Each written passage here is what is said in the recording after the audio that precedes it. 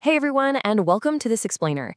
Today, we're unpacking a story of just massive ambition, grueling endurance, and a major geopolitical shift that's taking place literally right above our heads. Two Pakistani pilots are actively preparing to leave Earth. Now, this isn't science fiction, and it's not some loose plan for the distant future. It is happening right now. It's a journey that really redefines what's possible for a developing nation dreaming of the stars. So let's just dive right in. They're leaving Earth. They're going with China. Honestly, that quote captures the dramatic premise of this mission perfectly. Pakistan isn't trying to do this monumental task entirely alone. They are leveraging a really powerful decades-long alliance to officially join the modern space age. It's a move that kind of changes everything, and it all starts with two specific individuals. Section 1. The heroes, Muhammad and Khurram. So you might be wondering, how exactly did two seasoned Air Force fighter pilots end up preparing for zero gravity?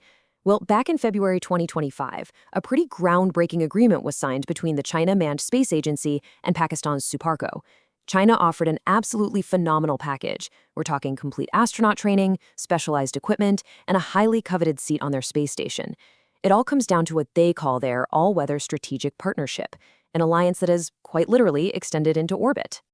But as you can imagine, a seat on a rocket doesn't just get handed out to anyone. Hundreds of applicants were pushed through a brutally tough selection funnel. Stage 1 took place in Pakistan, testing the absolute physical and mental limits of top-tier military pilots. Only a handful survived that to reach Stage 2 in Beijing, where, honestly, the tests just grew exponentially harder. Finally, Stage 3 pushed the very boundaries of human endurance. And by April 2026, Muhammad and Khurram were the only two left standing. Section 2. Destination: the Tiangong Space Station. 400. That's the number of kilometers straight up above the Earth's surface, where the Tiangong currently orbits. Now, unlike the International Space Station, which is this massive multinational collaboration, Tiangong is entirely Chinese. They built it, they run the whole shebang, and it is a completely functional, multi-module orbital laboratory with dedicated living quarters, docking ports, and state-of-the-art science labs. 16. Just try to imagine the sensory extreme of living in that kind of environment.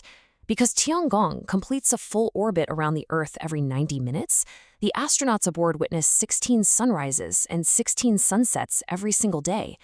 It is a breathtaking, totally disorienting, and frankly, awe-inspiring place to live. So how do you actually transport humans 400 kilometers straight up safely? Well, aboard the Shenzhou spacecraft, it's basically a highly choreographed mechanical dance. They'll launch from the Gobi Desert on a massive Long March 2F rocket, separate in the vacuum of space right around the 10-minute mark, and then begin these incredibly complex rendezvous maneuvers. After about 48 hours in transit, they physically dock with Tiangong. And once that hatch opens, they are absolutely not going up there to just be tourists. They'll serve as payload specialists. That means they are there to do real, tangible science. During their 7 to 10-day short-duration mission, they'll be mixing chemicals that behave completely differently in zero gravity, growing plants without a directional pull from Earth, and assisting the Chinese crew with routine station maintenance. Section 3.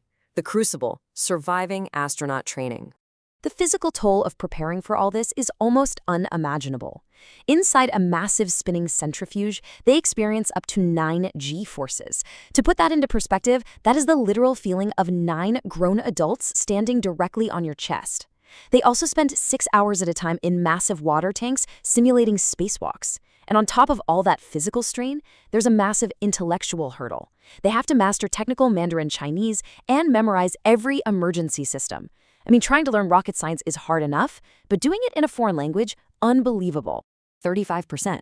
Historically, over a third of elite astronaut candidates either quit or are completely eliminated during this phase. Between the extreme isolation training, the physical stress, and life-or-death simulations, the human body and mind are pushed to their absolute breaking points. Muhammad and Khurram have to survive this incredibly tight margin of success. So, assuming they make it through the crucible, when is the big day? Well, the target launch window is currently set for late 2026 or sometime in 2027. They'll most likely fly aboard the Shenzhou 22 or 23 missions. Now, China hasn't locked in an exact date just yet because, frankly, they are ensuring absolute perfection. This is a mission with massive international weight, and there is literally zero room for error. Section 4.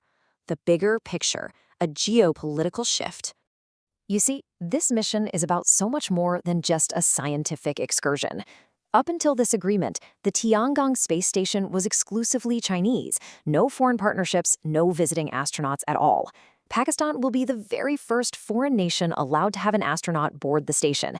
It is a massive, unprecedented show of trust from Beijing, officially elevating Pakistan to a spacefaring partner. When we look at the broader region, this dynamically changes the South Asian space landscape. Pakistan has achieved the major milestone of being the first South Asian nation to send an astronaut to a space station, doing so through its Chinese alliance. Meanwhile, neighboring India is fiercely pursuing its Gaganyaan mission, opting to send astronauts up on indigenous rockets, with the long-term goal of an independent space station by 2035. It's just a totally fascinating era of rapid regional advancement taking place on two very different, distinct paths. It's also absolutely vital to understand that Pakistan's achievement here didn't just happen overnight. SUPARCO's journey actually started way back in 1990 with the launch of the Badr 1 satellite. Decades of quiet, persistent work led to 2024 when they sent a CubeSat to the moon aboard the Chang'e 6. And that success is what paved the way for the historic 2025 space station agreement, culminating in this upcoming launch. It's a calculated, decades-long progression. Section 5. The Earthly Ripple Effect. So, what does a person floating 400 kilometers in the sky actually mean for everyday people back on the ground? Well, the benefits are highly tangible. First, the high-level engineering required trickles down to improve things like local GPS and agriculture. Second, it acts as a massive catalyst for jobs, really inspiring the youth to get into STEM fields. Third, seeing their own flag up in orbit provides an immeasurable boost to national pride. And finally, it shifts global perception, framing the nation as a highly capable partner in high-tech exploration. And incredibly, reaching low Earth orbit is just the beginning. The next frontier is actually already being planned out. Pakistan and China are collaborating on a mission to land a rover right at the moon's south pole. But you know what the most amazing part is? Pakistani scientists will be operating this lunar rover remotely, directly from Earth, gathering data and conducting active lunar science. It just shows that the astronaut program is really the opening chapter of a much, much larger scientific ambition. Pretty soon, a Pakistani pilot will look down at the Earth from the stars. What was once considered completely impossible is now a scheduled launch. With lunar rovers on the horizon and the real possibility of deep space missions further down the line, what do you think is next for Pakistan's space streams? Thank you so much for joining me for this explainer. Keep looking up and I'll catch you in the next one.